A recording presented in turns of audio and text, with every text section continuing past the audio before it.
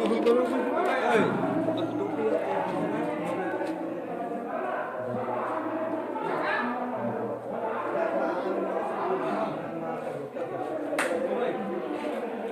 হচ্ছে counter top, এটা হচ্ছে কিচেন, আর এই কলামের সাথেই করে এখানে হবে বেসিন। এটা হচ্ছে কমন ওয়াশরুমের ডোর, আর এটা হচ্ছে ওই কর্নারের মাস্টার বেডরুমের ডোর, কলাম ফ্লাশ আউটলাইন। আর এটা হচ্ছে গেস্ট বেডরুম, এটা হচ্ছে মাস্টার বেডরুমের এন্ট্রি, ঢোকার পর এটা হচ্ছে বাথরুম। এইভাবে করা হয়েছে, ওই পজিশনটা চেঞ্জ করে।